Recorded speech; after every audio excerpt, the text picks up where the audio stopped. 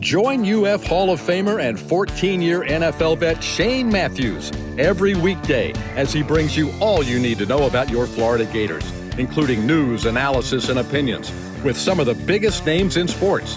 Find us on Spotify, Apple Podcast, Google Podcast, or wherever you listen to your favorite podcast.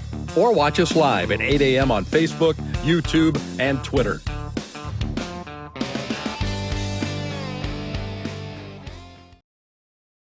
Good morning. Welcome to a Thursday edition of Pod Up with Matthews in the Morning from the Crime Prevention Security System Studios. Large enough to serve you, small enough to care. Glad you're along for the ride today. We'll have our college football analyst, Brent Beaird, give us the news and notes, what's going on in college football. If you missed it last night, Gators lose a heartbreaker in college basketball at Auburn. Played extremely well. Had a chance to win the game at the end, just didn't get a shot off. Colin Castle turned it over. Played very, very hard. Tough loss. A lot of great games in SEC play in basketball yesterday. If you missed it in college football, there was a couple of decent games. The SEC struggled. Arkansas blew a huge lead, went into double overtime and won. Duke wins over UCF 30-13. Oregon wins on the last play of the game, I believe, 28-27.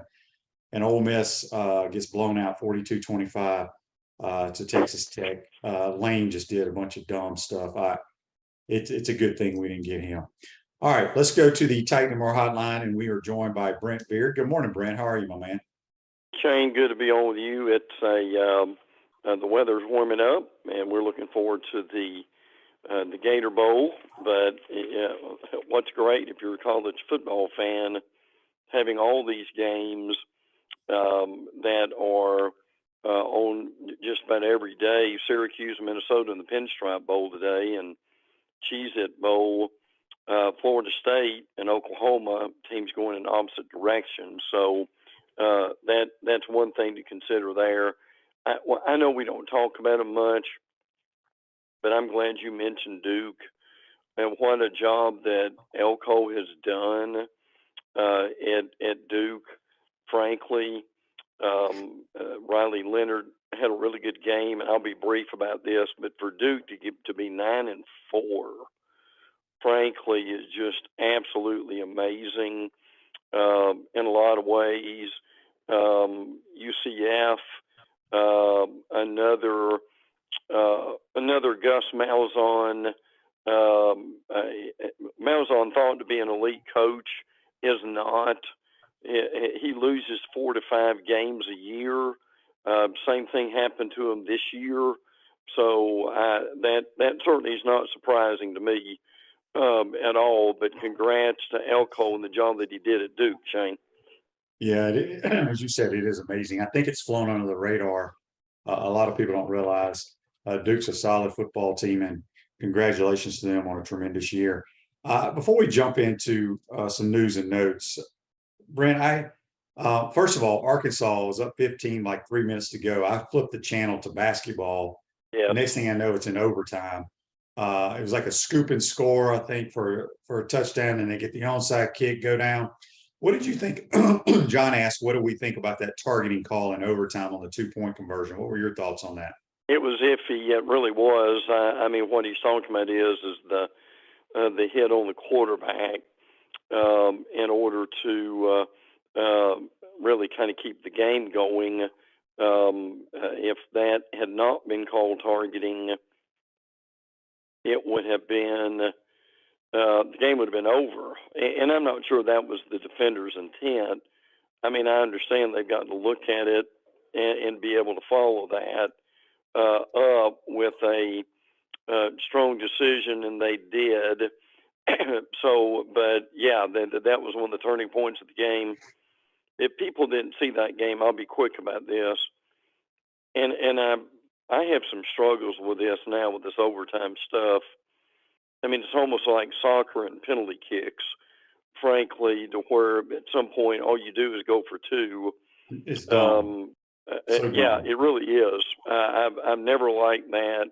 But I think the thing here is it's really fortunate, Shane, that Arkansas was able to win this game They blew a 25-point lead. They're 7-6, which gives them a winning year. And Shane, my question is, if they lose that game, I know it was the last game and you've got time, but boy, that would have been tough to have dealt with in the off season, wouldn't it? Yeah, to blow that lead, especially in the second half and in the last 3 minutes, there's no question about it. And back to that I agree 100% with you about the overtime. I think it's once you go into the second overtime, you're required to go for 2 every time, and it is just absolutely stupid. I don't know why they changed that. Well, the reason is we don't need these long games. Look, if you've sat through a game that's 3.5 hours and it's going into overtime, it's a damn good football game. I don't think anybody's worried about how long the game's been. Let them take it at the 25 and play football. It's totally ridiculous in my opinion. Let me add real quick.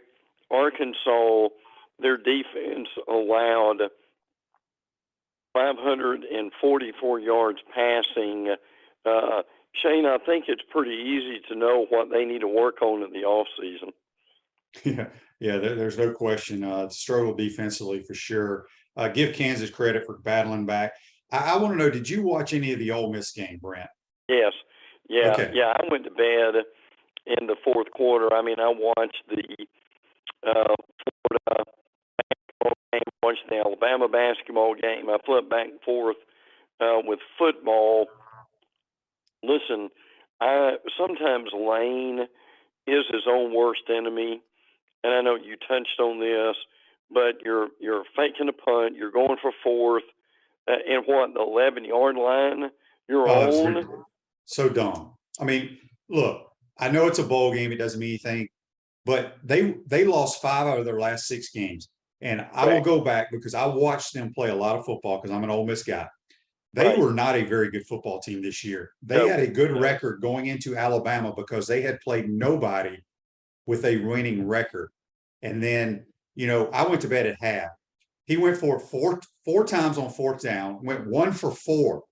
I believe 1 out of 4 on fourth downs in the first half. And the one that he converted was from his own 11-yard line, which was just complete stupidity. But if he coaches like that, the team has no chance of winning games. I'm sorry, I know your defense isn't very good, but I just thought it was complete stupidity. Well, I agree. And listen, they're pretty thin. Jackson Dart is good at quarterback. Quinshon Junkins in the running game was really good. The offensive line struggled the whole year. As you mentioned, the defense was good early, and then they couldn't stop the run. Now, they had their chances against Alabama and Mississippi State, but the problem is, Shane, is Lane, and I'm asking this as in theory, does Lane get too many portal guys?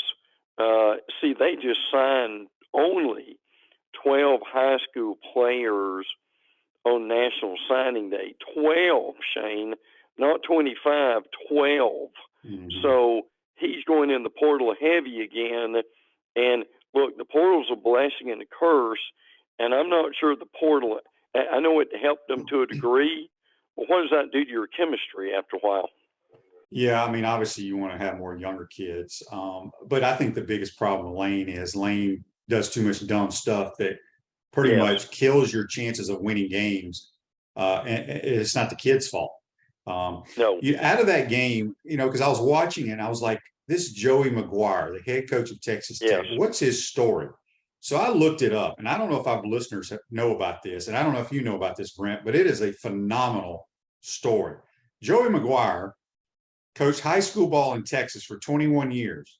Mm-hmm. He did not take a college assistant job until 2017 when he's the tight end coach at Baylor. He stayed at Baylor, became an outside linebacker coach until 2021. So he only coached 4 years of college football as an assistant. Texas Tech hires him as their head coach, and they're a pretty good football team. And I didn't realize this either. Everybody thinks about Tennessee and Ole Miss and UCF and all these teams about how fast they play. Texas Tech plays faster than any team in America. I didn't realize that. It was amazing because, I mean, as soon as the play was whistled dead, they were in the line of scrimmage. What would you say, Shane? Within 2 seconds, 3 seconds, Yeah, that you can't help but notice how quickly they play. It's amazing. it is. But his story to be a head coach at a Power Five school, having only been an assistant for 4.5 years at Baylor is it's remarkable. So congratulations to Texas Tech. I like the way they play football for sure. John says on Facebook Live, brought to you by Melvin Law. Brent, doesn't Norvell do the same thing with the portal? But they signed quite a few kids out of high school too, though, didn't they? They did, yeah, and theirs has certainly worked. They've done a good job at FSU of culture and getting those guys to want to play. They've got a lot of them coming back next year. This is going to surprise some people, but the team favored to win the ACC next year is probably going to be FSU over Clemson. That's how good they could be next year. Yeah, I mean, they've had a good year. I still, having watched them on tape and watched them in person, I think they're just a okay football team. But they're winning games. All right, Brent, the two big games are Saturday, TCU and Michigan in the Fiesta Bowl. What can you tell us about this game? Well, I think it's going to be a terrific game, frankly. I mean, this TCU team's really good under Sonny Dykes. They've done a great job. Max Duggan's a really good quarterback. The defense is, I would say, maybe a little bit above average. But offensively, Quentin Johnston is a really good wideout, had nearly 1,000 yards. Kendra Miller rushed for nearly 1,400. So, I mean, they've got weapons. But, again, you've got a Michigan defense that, to me, the key stat for them is, and this truly is amazing, Michigan's opponent scored 11 touchdowns in 29 red zone attempts. I mean, that's solid wherever you are. I mean, they're averaging 40 points a game, allowing only 13. J.J. McCarthy's been good. Donovan Edwards has emerged at running back since Blake Corum got hurt. I mean, I think it's going to be a pretty close game. Frankly, I still think Michigan is probably going to be the best team. Now, look, I know they censored him at some point, but they did keep him, meaning Harbaugh, and I think that's paid off for them. What Michigan does well, and this is something Shane points out on a regular occasion, is they're really good at second half adjustments, and they've frankly been incredible during that time.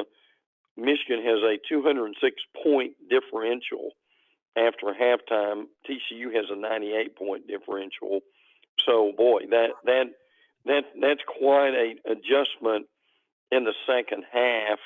So, now, look, he could go to the NFL on any day. This is one of those situations, Shane, that it really paid off for Michigan that they kept Harbaugh another couple of years, and he decided to stay on with them. Yeah.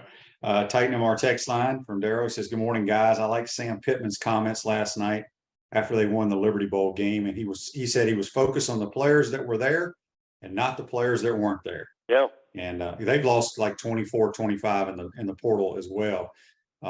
So a good win for Arkansas somehow. John also says on Facebook Live, brought to you by Metal Law, he saw where Chris Peterson on Fox last night picked Ohio State to beat Georgia and Michigan to win the Natty. I just don't see Ohio State staying within 14 points of Georgia.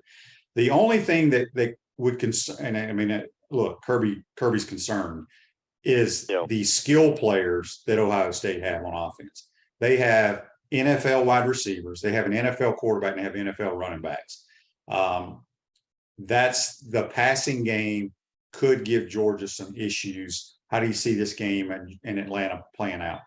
Well, what Shane's talking about is LSU threw for 502 yards on Georgia and 30 points in the SEC title game. But what makes Georgia who they are is they can play you either way. That they can play you in a defensive street fight, or they can outscore you too.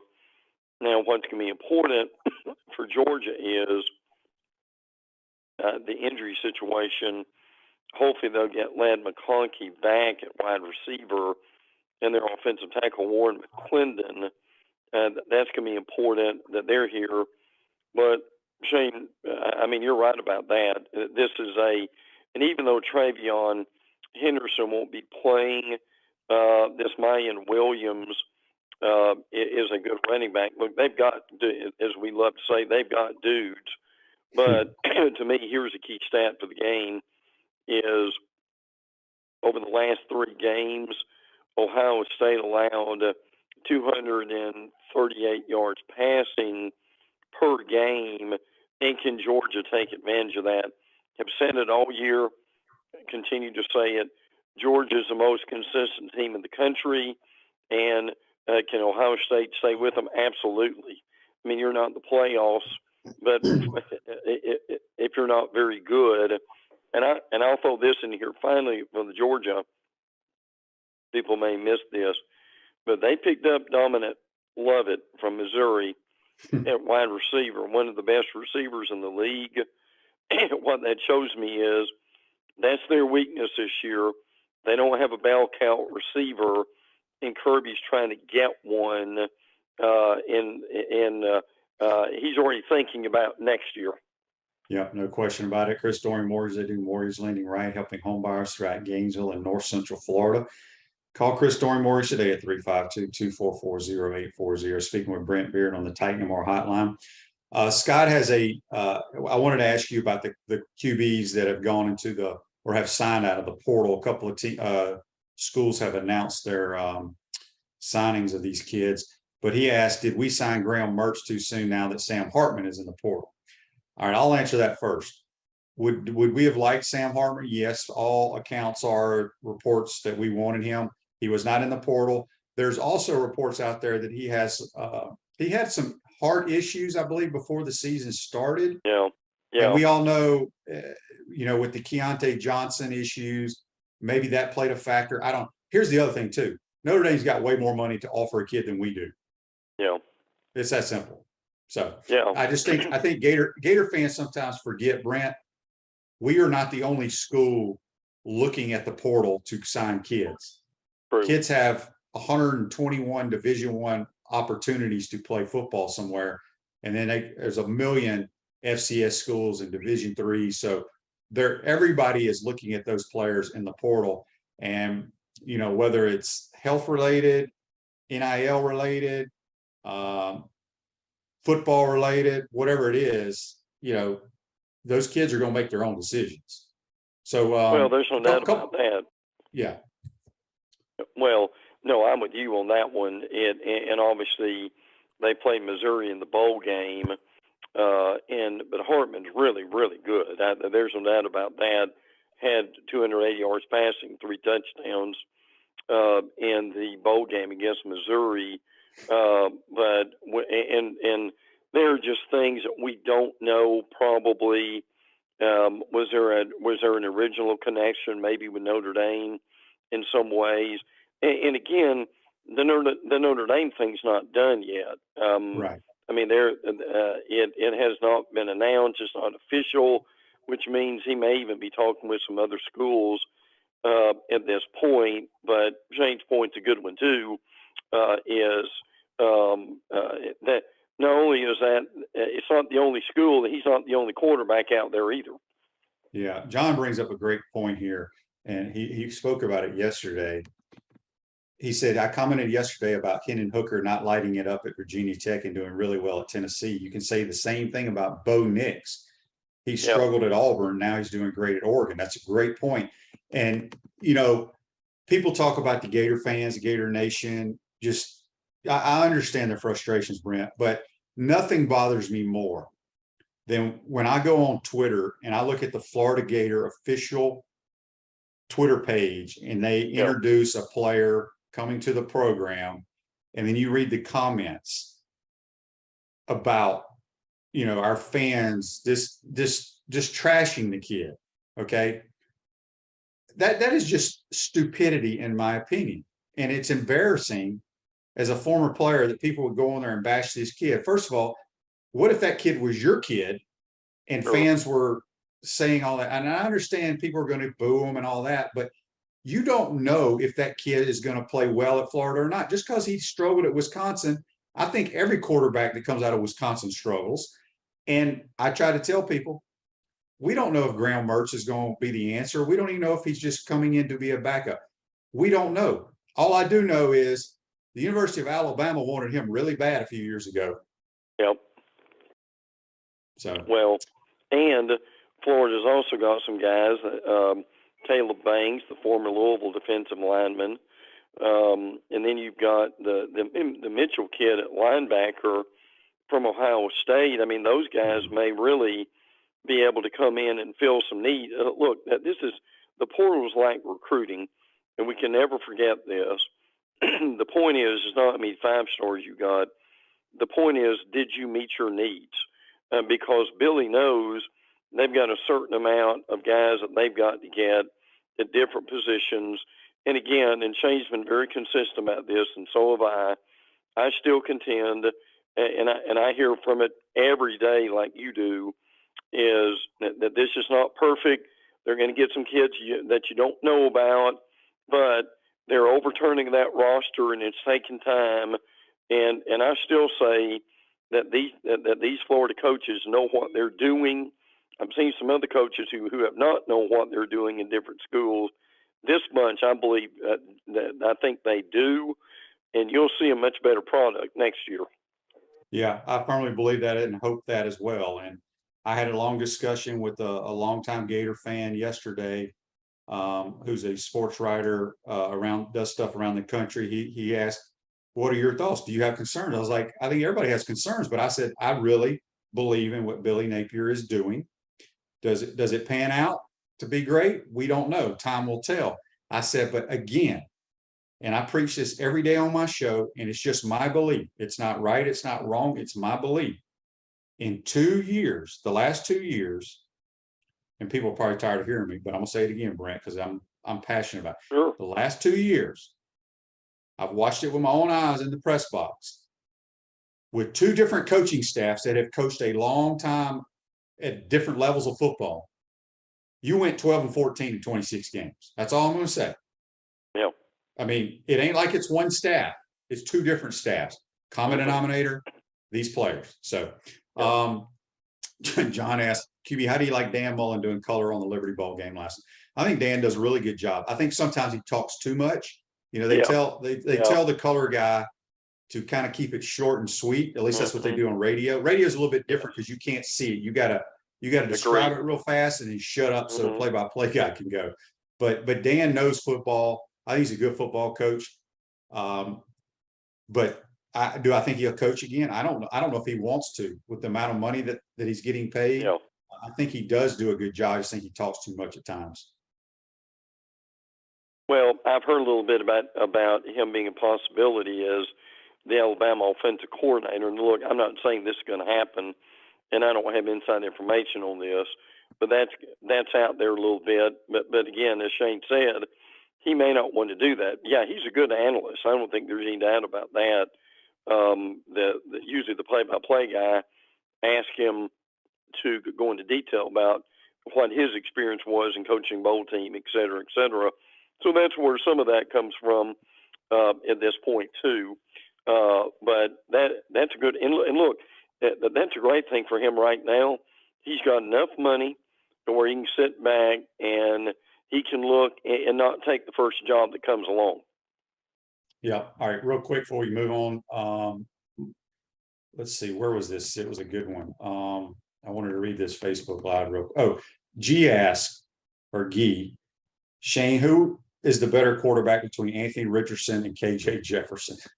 Well, KJ Jefferson will not play in the NFL, in my opinion. He may sign with somebody. He's coming back for another year. When he's ready, he'll probably be a real late round draft pick.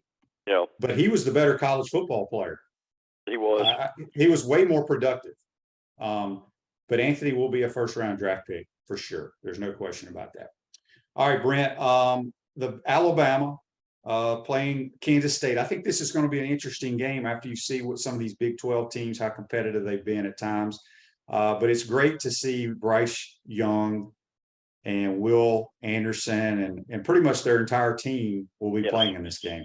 Yeah. And I think a lot of that was because of leadership from Young and Anderson. By the way, Bama got a C.J. Dippre, who's a big tight end from Maryland, chose Alabama over Ohio State too. By the way, this won't surprise anybody, but Agiye Hall, who transferred from Alabama to Texas, now said he's transferring again.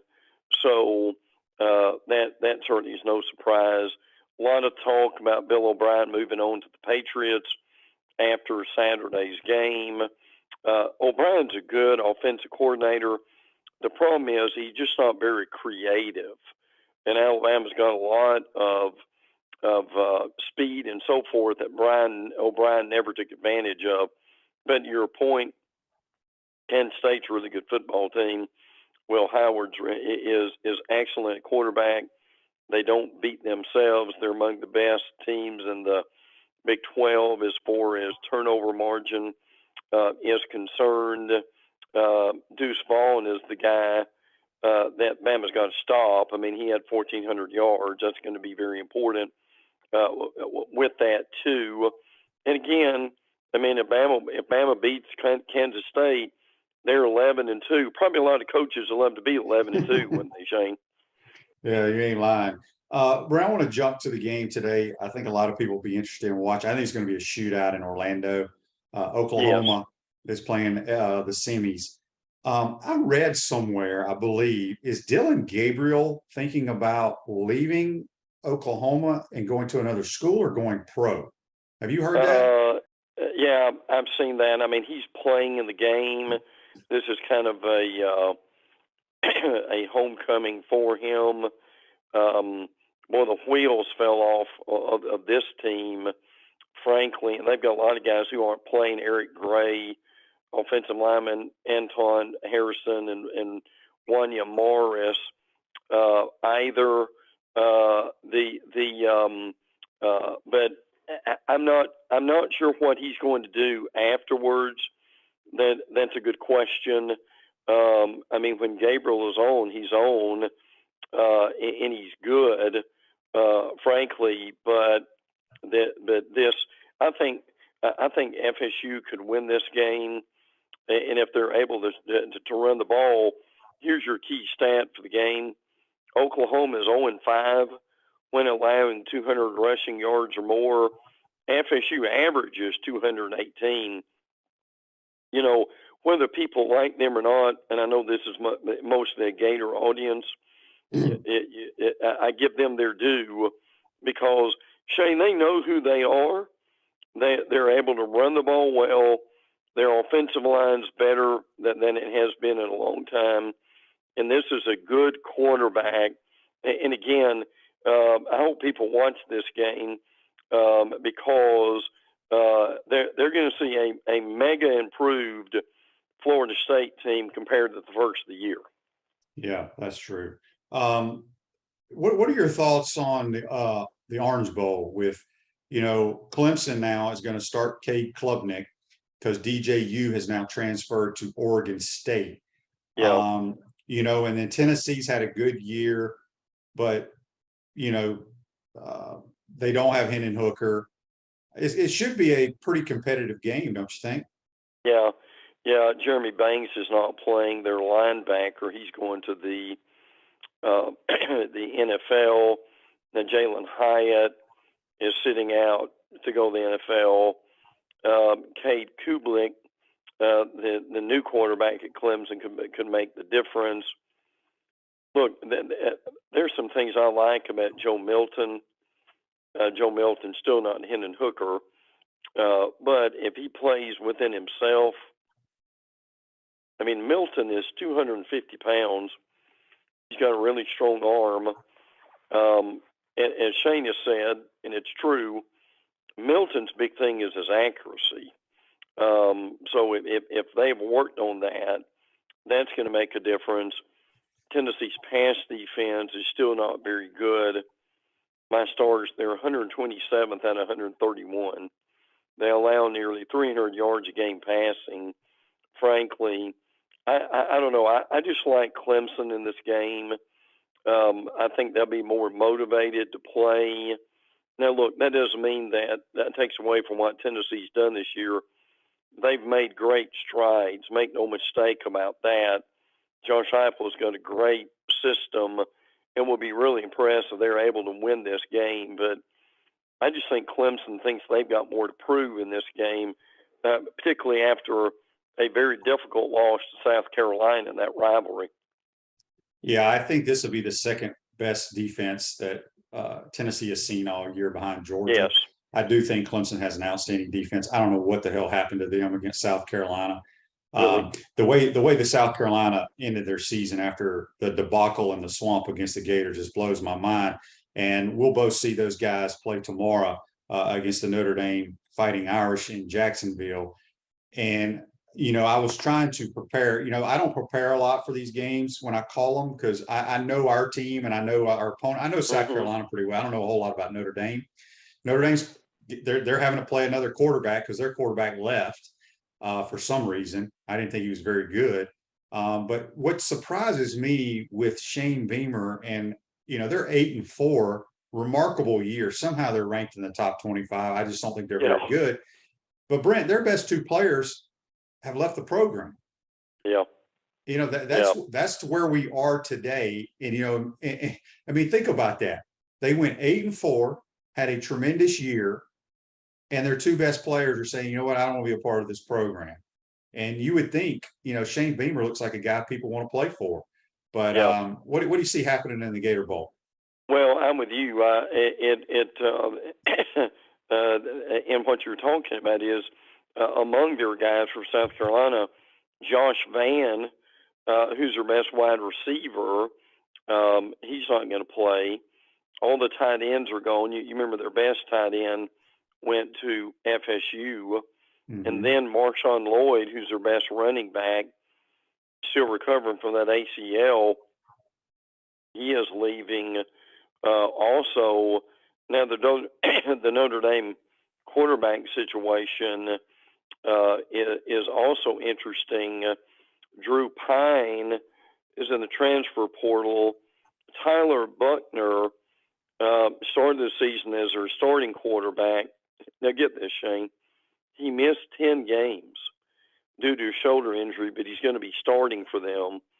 Their star tight end, Michael Mayer, will not be playing either. So Spencer Rattler is easily your best quarterback in this game. And we know how Spencer can be kind of up and down. Now, Notre Dame is 6-0 when they run for over 150 yards, and 7-1 when they run for over 130. That's going to be key for this South Carolina defense too. But I'm with you. I give them a lot of credit. They played well in November with wins over Tennessee and Clemson. But like you said, I'm still not sure. Frankly, overall, they're not much better than mediocre. No. But Beamer's got to get credit for what he's been able to do to rally them.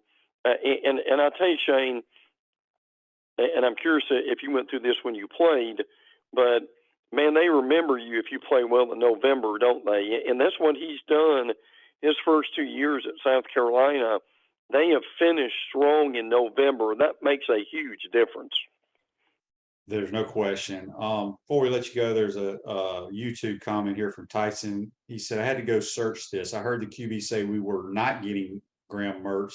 Shane, how do you feel about the QB room now? That was initially when he came here on his visit. I was told that he came on his own dime. But I guess they felt like they liked what they saw. I know he was a highly recruited kid, like I said earlier. Jack Miller will still be here. You got Rashada, who everybody wanted. So maybe Rashada, they throw him in there and we play right away. I don't know what they're going to do. Would I've liked to have had Sam Hartman? Absolutely. But I think there was more involved than we'll ever know. So real quick, Joseph says on Facebook Live, brought to you by Mellon Law, y'all don't understand. These kids are transferring around at every level from rec league all the way up. This is the way of life for these kids nowadays. There's no question. I remember when I was coaching high school ball here locally, I coached a kid who had played at all. Well, there's 3 big schools in the Gainesville area, and there's a couple of smaller ones. He played at 4 different schools. He went to a different school every year. I just don't understand it, but that's the way it is now. Brent, got any nuggets before we let you go? If people miss this, Kayshawn Booty is going to the NFL. He originally said that he was staying for next year. Now he's deciding to go. LSU plays Purdue in the Citrus Bowl, so that one's coming up next week. We've got to cover Charlie Jones. That Purdue wide receiver is really good. Kentucky is playing Iowa in this game. That thing may be 10-9 or something like that. Iowa just is. Shane, I don't know if I've got enough adjectives to describe how bad Iowa is offensively. So the key stat for this game, Kentucky is 7-0 when allowing fewer than 165 yards rushing. So that makes a difference. And again, what we got to remember, the Leary kid from NC State's transferring to Kentucky. So, Shane, that they're going to have another competent quarterback next year. Yep, we'll see how it goes. Brent, we appreciate your time. Happy New Year. Real quick, who you got winning in the 2 big games, Georgia and Michigan?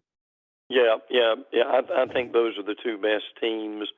Would it shock me if Ohio State takes Georgia into the 4th quarter? No, but I still think at the same time, Georgia's got the better defense in this game, which is amazing how good they are compared to how few starters they had. They've only got 2 starters on the defense back from last year, but they're still among the leaders in the SEC in the nation in the key defensive stats. So can we give Glenn Schumann and Will Muschamp some credit after Dan Lanning left, Shane? Well, yeah. I mean, Muschamp can coach some football now on defense. His comment the other day, I don't know if you saw it. I mentioned it yesterday, and I already deleted it. But he was in the press conference, and they asked him about the last time Ohio State and Georgia played, which was when Will was playing. He said at one of the bowl functions, when he saw Herb Street throw a football across the room, he knew they were going to win the game. Yeah. And did you see Herb Street's response? I did not. What did he say? He was pretty buttoned up about the response. He didn't say much about it. I think a lot of people just thought he'd take it in some pretty good humor. So I don't know if he didn't take that well or what it was.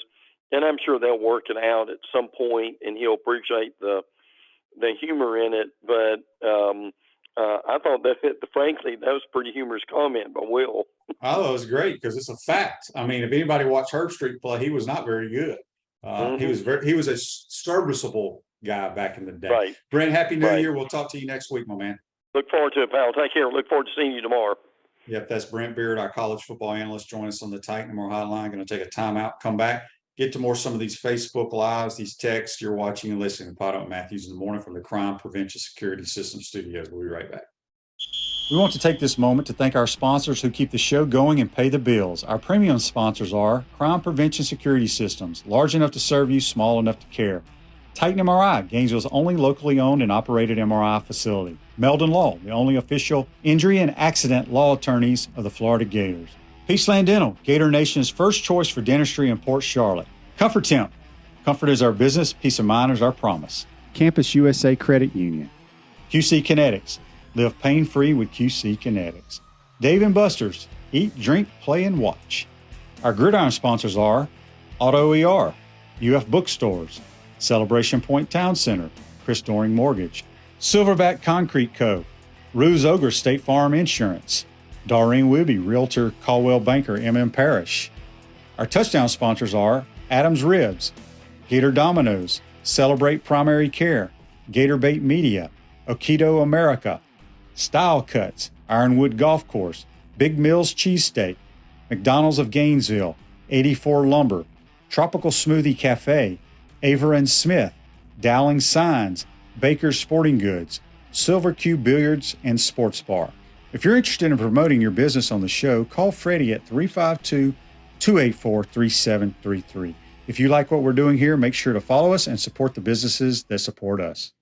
Pro football legend Emmitt Smith understands your joint pain. It does not surprise me that there are a ton of people out there that's in pain. That's why Emmitt is such a proponent of QC Kinetics, offering real lasting joint pain relief with non-surgical, all-natural biologic treatments. Whether it's a joint pain, ankle pain, shoulder pain, neck pain, back pain, hip pain, any kind of pain, the body eventually will break down when it's under that much stress. That stress can cloud your judgment to the point that you'll just say yes to the scalpel or yes to another prescription of pain pills. But maybe it's time for a second opinion from QC Kinetics. The reason why I would recommend this is because the natural biologics that QC Kinetics is providing you gives your body a chance to naturally heal itself. Restorative, regenerative solutions are here. Get lasting relief and live your life. Call QC Kinetics 352-400-4550. That's 352-400-4550. QC Kinetics 352-400-4550.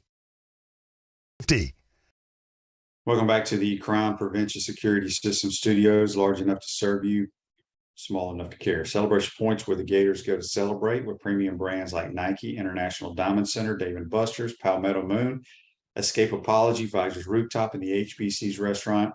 Spurrier's Gridiron Grill, the #1 celebrity polished casual restaurant in America. We'll see you at Celebration Point where the Gators go to celebrate. I want to thank Brent Beaird for joining us on the Titan More Hotline.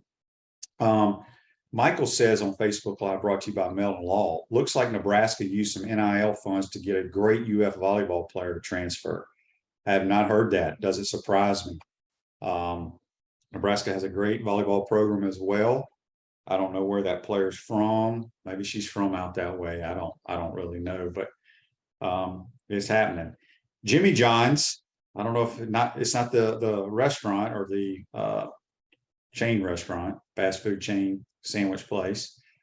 He asked, what's your take on Graham Mertz, strengths and what he needs to improve on? I'll be quite honest with you, Jimmy John. I've not watched any of Graham Mertz. I remember him playing a little bit at Wisconsin. I think his first game as a true freshman, he threw like 7 touchdowns in a game. I know he's highly recruited. I think he was the number 3 quarterback coming out in 2019, I believe his year was. I know Alabama thought they were getting him, but he last minute chose Wisconsin for some reason. Like I said, a lot of guys brought up the great points. Hendon Hooker was not good at Virginia Tech. Bo Nix was not good at Auburn. So you never know. I just was very disappointed. This was not some just an average person's Twitter feed. This was the University of Florida football page where they put the picture, welcome Graham Mertz to Gator Nation, blah, blah, blah. And if you read the comments under there, it was embarrassing, absolutely embarrassing. And we wish him well. He's a Gator now, folks. You got to root for him. I mean, you can bitch and complain all you want that we didn't get this guy or that guy. If he's our quarterback, let's hope he plays well. Michael says he was watching the UCF Duke bowl game yesterday and noticed throughout the game UCF's offensive line looked much like UF's in our bowl game, out of sync. It was like having a car with a spark plug not firing.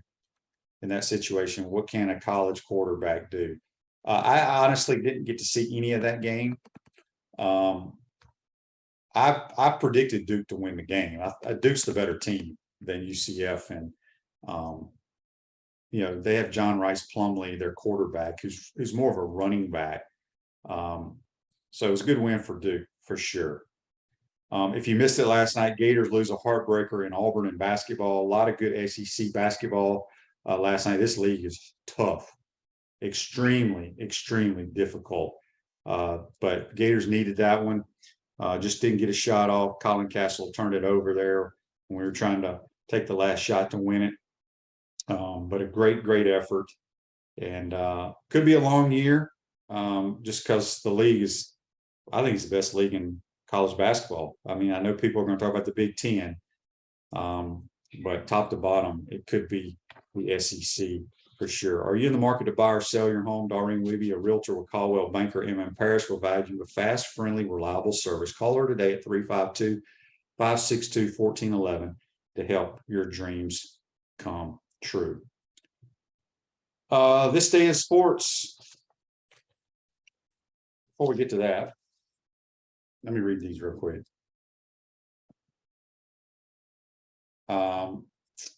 This is from G. Pergi. Was that a good decision to give Castle the ball the last possession of the game? I mean, if he doesn't turn it over, at least we get, hopefully. I mean, he was going to take the guy one-on-one, and if you saw earlier in the game, you know, at the high post there, he was getting the ball, and he'd either drive it or he'd get double teamed, and he was making great passes for dunks. So it's a shame we just didn't get it all. Yeah, Brian says I'd like to see him get in the low post, but he was, yeah, I hear what you're saying. John says, I think how tough the SEC is, we struggle to get to 16 and 17 wins. You never know. Just got to get hot. This day in sports brought to you by our good friends at Comfort Temp. Comfort is our business. Peace of mind is our promise. Beat the summer heat. Schedule your air conditioners tune up today, keeping you chill, the Florida heat far away. Comfort Temp Heating and Air. Give them a call at 352-376-2366. This day in sports. In 1933, New York Yankees owner Jacob Ruppert refuses to release future Baseball Hall of Famer Babe Ruth to manage the Cincinnati Reds. I don't think any of our listeners were around in 1933, but that's brought to you by our good friends at Comfort Tent. For your bowl viewing pleasure today at 2 o'clock Eastern Standard Time, Syracuse and Minnesota play at Yankee Stadium in the Pinstripe Bowl. And then 5:30 down at the Cheez-It Bowl at Camping World Stadium, Oklahoma and Florida State. I did see, I think I saw where they're going to have the little horse carriage, the horses and everything are going to be there. I think Renegade is going to be there with Chief Osceola. So that'd be kind of cool. I wonder when the last time Florida State Oklahoma played would be when Oklahoma under Bob Stoops beat them for the national title. I think it may have been. And then a really good game this evening, the Alamo Bowl in San Antonio, the Texas Longhorns and the Washington Huskies. So got 3 college football games today and then a slew tomorrow. And we'll go from there. And then Saturday's the big day for sure. Let's take our final time out, come back, wrap up this Thursday edition. You're watching and listening to Pod Up with Matthews in the morning from the Crime Prevention Security System Studios. We'll be right back. We want to take this moment to thank our sponsors who keep the show going and pay the bills. Our premium sponsors are Crime Prevention Security Systems, large enough to serve you, small enough to care. Titan MRI, Gainesville's only locally owned and operated MRI facility. Meldon Law, the only official injury and accident law attorneys of the Florida Gators. Peaceland Dental, Gator Nation's first choice for dentistry in Port Charlotte. Comfort Temp, comfort is our business, peace of mind is our promise. Campus USA Credit Union. QC Kinetics, live pain-free with QC Kinetics. Dave & Buster's, eat, drink, play, and watch. Our gridiron sponsors are Auto ER, UF Bookstores, Celebration Point Town Center, Chris Doring Mortgage, Silverback Concrete Co., Ruse Ogre State Farm Insurance, Doreen Wibby, Realtor Caldwell Banker M. Parrish. Our touchdown sponsors are Adams Ribs, Gator Dominoes, Celebrate Primary Care, Gator Bait Media, Okido America, Style Cuts, Ironwood Golf Course, Big Mills Cheesesteak, McDonald's of Gainesville, 84 Lumber, Tropical Smoothie Cafe, Aver and Smith, Dowling Signs, Baker's Sporting Goods, Silver Cube Billiards and Sports Bar. If you're interested in promoting your business on the show, call Freddie at 352-284-3733. If you like what we're doing here, make sure to follow us and support the businesses that support us. Pro football legend Emmitt Smith understands your joint pain. It does not surprise me that there are a ton of people out there that's in pain. That's why Emmitt is such a proponent of QC Kinetics, offering real lasting joint pain relief with non-surgical, all-natural biologic treatments. Whether it's a joint pain, ankle pain, shoulder pain, neck pain, back pain, hip pain, any kind of pain, the body eventually will break down when it's under that much stress. That stress can cloud your your judgment to the point that you'll just say yes to the scalpel or yes to another prescription of pain pills. But maybe it's time for a second opinion from QC Kinetics. The reason why I would recommend this is because the natural biologics that QC Kinetics is providing you gives your body a chance to naturally heal itself. Restorative, regenerative solutions are here. Get lasting relief and live your life. Call QC Kinetics 352-400-4550. That's 352-400-4550. QC Kinetics 352-400-4550. Welcome back to the Crime Prevention Security System Studios, large enough to serve you, small enough to care. Ruzoga State Farm Office is a team of dedicated insurance professionals ready to help life go right with the right insurance options for you and your family. Visit ogreinsurance.com. Give them a call at 352-240-1779. I want to thank Brent Beaird again for joining us on the Titan More Hotline. John says, Luka had 60-21-10 the other night. Do you rank that ahead of Kobe's 81-point game? Whew, that's tough. Luka just is 81's not the most points scored in a game, but nobody's ever done 60-21-10. So I'd have to lean that way, I guess. I can't remember how many shots Kobe had in that game. You got to shoot a lot. You got to be a ball hog to shoot 81, get 81 points. That's crazy. Text on the Titan More text line from Fred in Asheville, North Carolina. When we got invite us all up, Fred. He says, do you think Gator fans are glad that we didn't get Lane Kiffin as our head coach now? I touched on that earlier, Fred. I think Lane's a really good play caller at times, but he just does a lot of stuff that just kills his football team.